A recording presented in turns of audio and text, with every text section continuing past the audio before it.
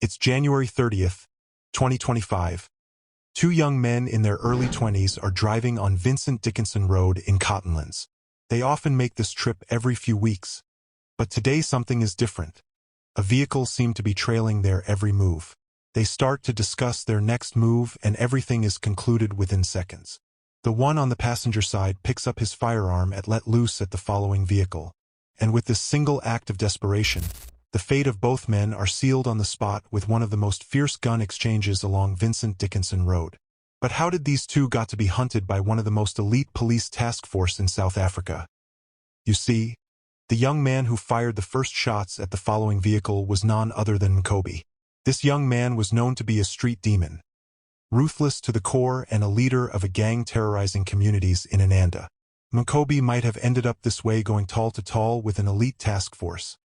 But that's not how his story began. Those who knew him from an early age say the kid was shy, often bullied at school by his peers. His mother made him change schools a couple of times after getting wind of these situations.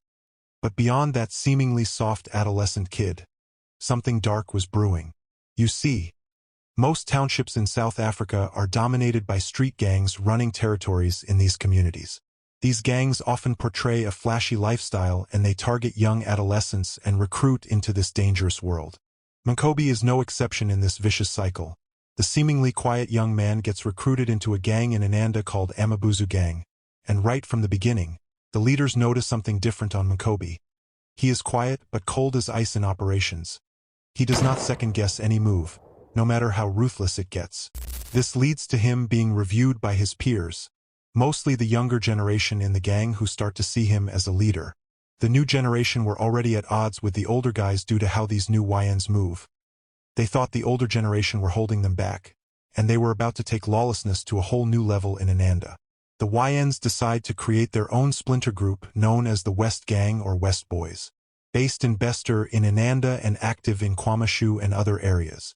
These boys moved on different rules. They not only felt invincible with that youthful energy, but they had a sense of recklessness never seen before in these Durban communities. Willing to crash out on the spot with no care in the world. Mnqobi was now the leader of the new school and within a short period, the West Boys gang was said to be responsible for 50 murders, armed robberies and house invasions, often targeting victims for bank details and using stolen Toyota Quantums for mobility. Their biggest ops were the East Gang on the eastern side of Inanda, and this battle of the coasts left a trail of dead bodies never seen before in Inanda and surrounding communities. The West Boys also recruited young boys within the area, with some as young as 9 years old. The attractive flashy lifestyle and protection was beyond luring for young men surrounded by poverty and broken family structures. Another powerful tactic used by this gang was traditional African herbs, known as muti.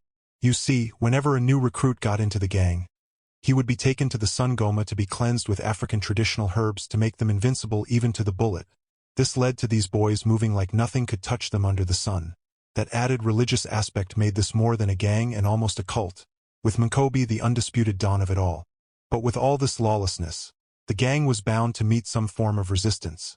You see, the community had had enough of the murders and a neighborhood community protection team called CPF decided to stand against the chaos in their community. But they had no idea how monstrous these young boys had become. Mnqobi and the West Boys decided to target prominent members of this neighborhood watch, and it did not take long for them to find their first victim. It's September 24, 2022. Nkosi, a prominent CPF member, is busy preparing to attend a meeting. Just before exiting his home, he realizes that his door handle is malfunctioning and making it difficult to lock. The man starts to fix the handle, but also sees a figure approaching from behind. But before he can turn to face the fast-approaching figure, a gunshot erupts and Nkosi is eliminated on the spot. 37-year-old Avila is also gunned down at a local soccer ground, and just a few meters from the ground. Another 60-year-old CPF member is shot dead inside his home while watching TV with his family. It was now a bloodbath with the West Boys eliminating CPF members like falling dominoes. And they were far from stopping. They then turned their focus to the CPF chair of Bambei in Inanda. They stormed into his home and found him relaxing with his wife in the living room.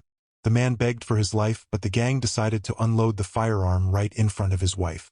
They left the man in a pool of blood with the wife shocked to the core by the complete ruthlessness of the young boys she watched grow up within the community. It was now clear that anyone who dared to stand in their way would be taken out. But this seemingly unstoppable force was about to meet its match.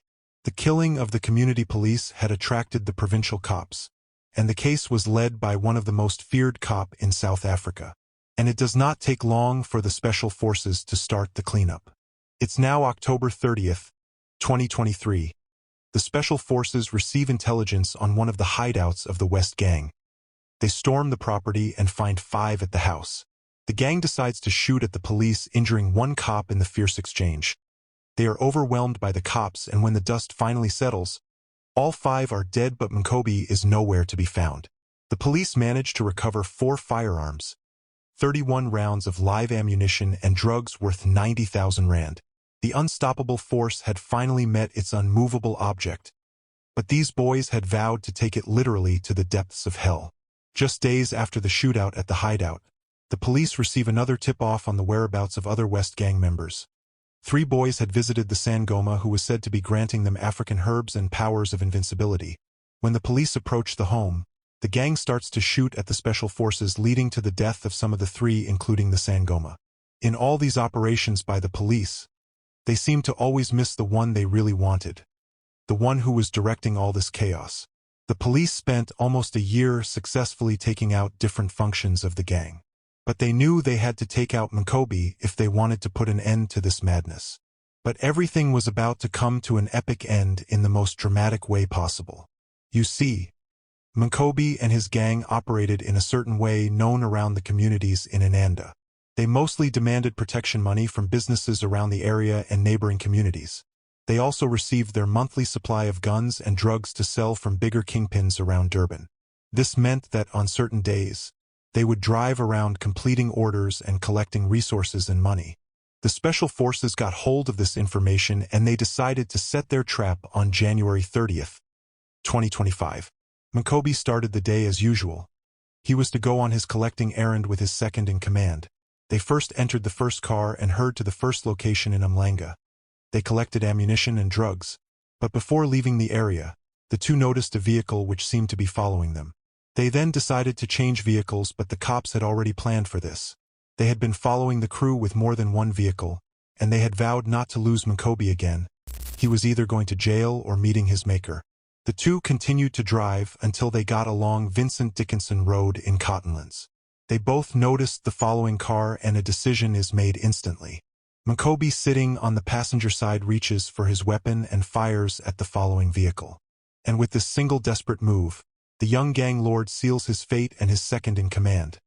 Their vehicle is showered by bullets ripping through steel and flesh, ending both men on the spot.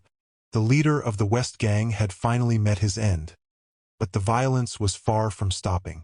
His funeral was about to be another bloodbath. You see, the police knew the death of a prominent gang boss would leave a power vacuum in the streets. They had to crush any possible regroups before they regenerated. The remaining gang members had decided to give the departed boss a gangster sent-off with guns and salutes at the funeral, a decision that was about to carry severe consequences. A heavy police convoy had been deployed in Inanda during the funeral in fear of possible retaliatory chaos by the gang. And when the gang members saw the cops, they decided to fire at the team, leading to a fierce gun exchange, killing 3 members of the gang. The provincial cops were not playing games, and the gang stood no chance at this rate. Not only was their leader gone, their Sangoma was also with the ancestors. Many members realize they cannot handle the heat with the cops applying maximum pressure. They decide to run off to other less prominent areas and provinces.